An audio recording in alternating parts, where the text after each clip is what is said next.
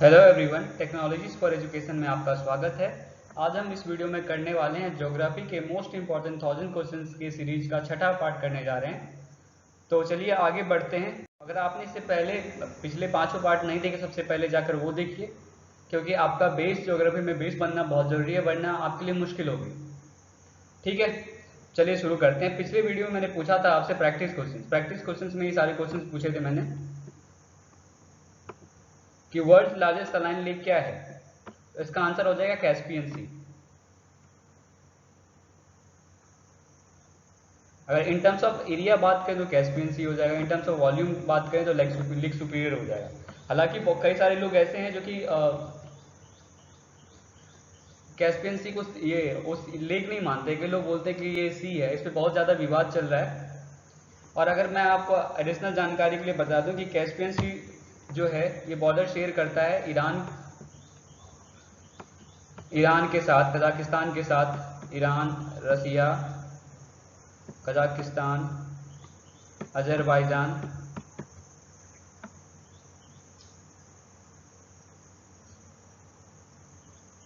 और तुर्कमेनिस्तान के साथ। ये 5 कंट्रीज हैं जिसके साथ ये बॉर्डर शेयर करता है। कौन कौन सी कंट्री हैं? ईरान, अजरबैजान, रसिया, कजाकिस्तान और तुर्कमेनिस्तान। आप इसको कैसे याद करेंगे? तो आप इसको याद कर सकते हैं किरात करके। किरात लिख लीजिए, KIRAT, Kirat. Kazakhstan, Iran, Russia, Azerbaijan और तुर्कमेनिस्तान। ठीक है। World's largest fresh water lake क्या है, कहाँ कहाँ है? ठीक है, तो जी ये लेक बैकल है। और अगर लेक बैकल की बात करें हम, तो ये कौन सी कंट्री में है? आपको पता है? जल्दी फटाफट बताइए, फटाफट बताइए। 1 सेकंड वीडियो को पॉज कीजिए, पॉज करके बताइए, उसके बाद हम तो आंसर बता ही देंगे। ठीक है जी, लेक बैकल जो है ये है रसिया में।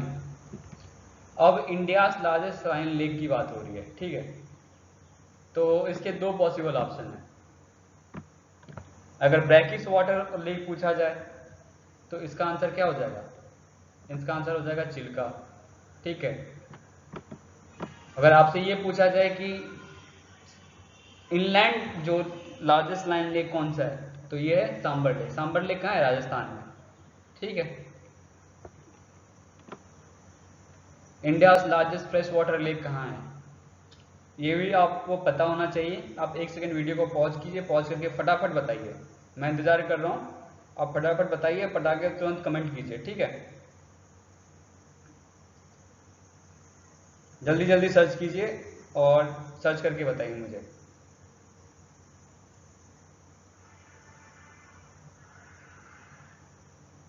देखिए, अगर आपने सर्च कर लिया हो या फिर आपने कमेंट कर दिया हो, अगर पता हो, नहीं पता हो तो हम बता देते हैं। ये वुलार लेक है। ठीक है, ये है कहाँ?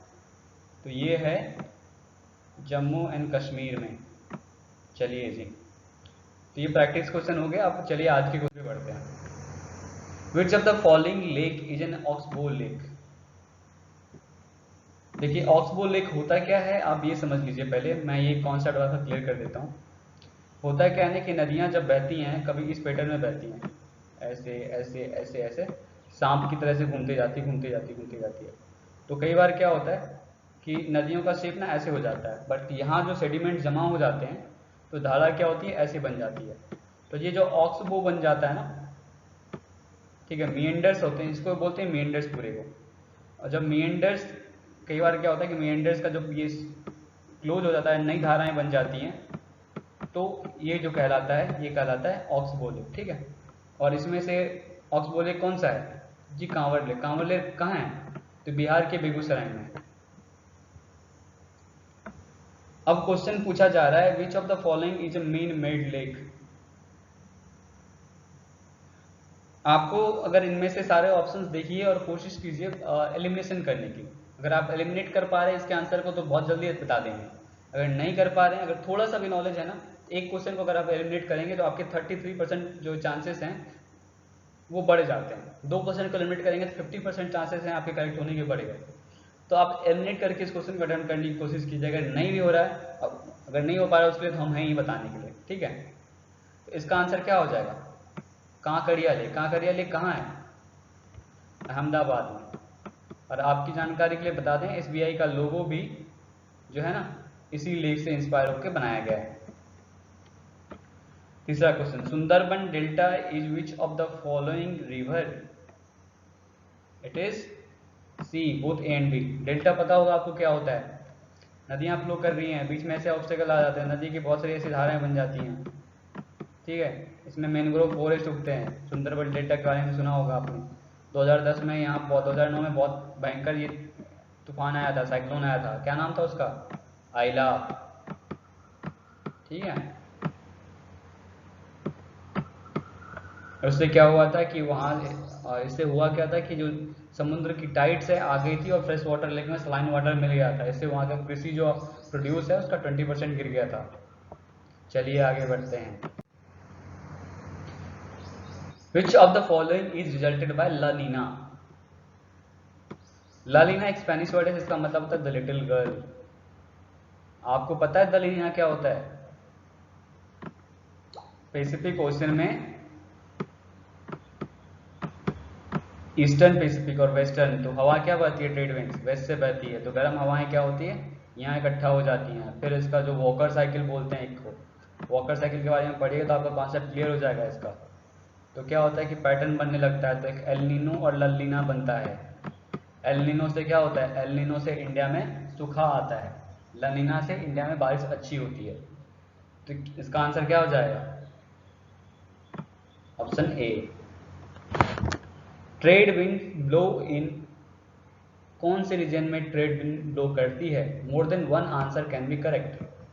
अब देखिए मैं आपको एक बार फिर से समझा दूं, अगर पिछली वीडियो में आप जाके देख सकते हैं, ये हमारा अर्थ है, ये इक्वेटर है, ठीक है, इसको डोल्टन रीजन बोलते हैं। ये हमारा हो गया horse latitude, 30 degree north 30 degree south, इसको सब ट्रॉपिकल रीजन भी बोलते हैं। ट्रेड विंड क्या होती है, ईस्ट टू वेस्ट बहती है ना, ईस्ट टू वेस्ट बहती है, तो साउथ ईस्ट डायरेक्शन में हो जाती है कोरिलेशन इफेक्ट के कारण, ऐसे ही ऐसे हो जाती है। जो ईस्ट टू वेस्ट बहती है उसको, तो अब अगर आपको ये पता चल गया कि ये हमारा जो है सब ट्रॉपिकल हाई होता है, एसटीएच बोलते हैं इसको, यहाँ लो प्रेशर होता है, फिर यहाँ सब पोलर रीजन होता है, फिर यहाँ पोलर रीजन होता है, तो हवा कैसे बहती है आपको इसका कॉन्सेप्ट क्लियर होगा, मैंने पिछली वीडियो में बताया। अगर नहीं देखा सबसे पहले जाके आप उस वीडियो को देखिएगा, आपका कॉन्सेप्ट बिल्कुल क्लियर हो जाएगा। तो अब देखिए इसमें से कौन कौन सा आंसर हो सकता है। मैंने बताया सब ट्रॉपिकल रीजन, सही है जी। सब पोलर रीजन में नहीं बहती है ट्रेड विंड, सब पोलर ट्रेड विंड कहाँ बहती है, इस रीजन में 30 डिग्री नॉर्थ 30 डिग्री साउथ में, तो ये आंसर सही हो गया। From Pacific Ocean to Indian Ocean, ये भी सही है एक तरह से, क्योंकि जो हमारा पैसिफिक ओशियन है उससे हमारा जो ईस्टर्ली ट्रेड विंड्स बनती है, इसी कारण हमारा मानसून बनता है ना, अभी बताया ना थोड़ी देर पहले। तो आंसर कौन कौन से सही हो जाएंगे, ए, सी और D. Which of the following island is the world's largest river island, क्या नाम है इसका, पता है आपको,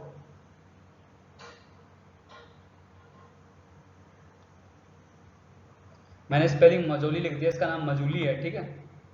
ये मजूली रिवर आइलैंड है, और ये कहाँ है, ये असम में। चलिए आगे बढ़ते हैं। और असम की कैपिटल क्या है, दिसपुर। विच of the following river does not form estuary, इनमें से एस्चुरी कौन सी रिवर नहीं बनाती है। तो देखिए आपको एक चीज ध्यान में रखना होगा कि जो वेस्ट टू ईस्ट फ्लो करती है ना, वो रिवर एस्चुरी बनाती है। जो ईस्ट टू वेस्ट, जो बंगाल वे और बंगाल की खाड़ी में गिरती है, वो डेल्टा बनाती है। तो Sabarmati west to east flow करती है, Mahi west to east flow करती है, Narmada west to east flow करती है, बचा कौन सा, गोदावरी। गोदावरी क्या बनाती है, डेल्टा बनाती है, ठीक है। Which of the following river is known as the Dakshin Ganga, दक्षिण गंगा के नाम से कौन सी रिवर जानी जाती है, तो ये जानी जाती है गोदावरी। लार्जेस्ट रिवर है साउथ पेनिनसुलर इंडिया की, 1500 किलोमीटर की लेंथ है इसकी। अच्छा आप बताइए कि गंगा रिवर की लेंथ कितनी है, गंगा की लेंथ कितनी है, आप मुझे फटाफट कमेंट कीजिए। ब्रह्मपुत्र की लेंथ कितनी है और इंडस रिवर की लेंथ कितनी है, इन तीन रिवर की लेंथ आप मुझे फटाफट कमेंट कीजिए कमेंट सेक्शन में। चलिए नेक्स्ट क्वेश्चन की तरफ बढ़ते हैं। इडुक्की डैम कहाँ बनाया गया है? कौन सी इडुक्की जो डैम है कौन सी नदी के ऊपर बनाया गया है? कृष्णा नदी ना जी, महानदी ना जी, कोशी नदी ना जी, पेरियार रिवर के ऊपर बनाया गया। पेरियार रिवर कहाँ है? केरला में है। इडुक्की डैम कहाँ है? केरला में। केरला किस की जो राजधानी है वो क्या है? तिरुवनंतपुरम। और आपने देखा होगा कि केरला सोशल इंडिकेटर्स में हमेशा आगे रहता है। चलिए, विच of the following river flows through rift valley? Rift valley किसे बहने वाली नदी कौन में से कौन सी है? तो इनमें से जो रिफ्ट वैली की तरफ नदी बहती है वो है नर्मदा। समझ गए जी? चलिए, उम्मीद करता हूँ आपको मेरी ये कुछ नया सीखने को मिला होगा। अगर आप कुछ नया सीखने को मिला तो आप सबसे पहले हमारे वीडियो को लाइक कीजिए, शेयर कीजिए, सब्सक्राइब कीजिए, और जितना जितना ज़्यादा हो सके, जितने ज़्यादा दोस्तों के साथ हो सके, जो लोग तैयारी कर रहे हैं, आपके कजन, आपके रिश्तेदार, भाई बंधु, जितने भी लोग हैं, सबको ये वीडियो भेजिए। ठीक है? ताकि हमारा भी मोटिवेशन बना रहे वीडियो बनाने में। ठीक है? चलिए जी, अब बताइए, एक प्रैक्टिस क्वेश्चन है आपके लिए। इस क्वेश्चन का आंसर आपको देना है कमेंट सेक्शन में। हेमिस क्या है? स्नोमैन है, एक मोनास्ट्री है, एक क्रिएचर फाउंड इन हेमिस्फीयर है। कौन सा हेमिस्फीयर? Northern hemisphere. ठीक है, नदर्न हेमिस्फीयर या नन ऑफ दिस। इसका आंसर आप मुझे कमेंट करके बताइए। चलिए, धन्यवाद। Please like, share and subscribe to my channel. चलिए।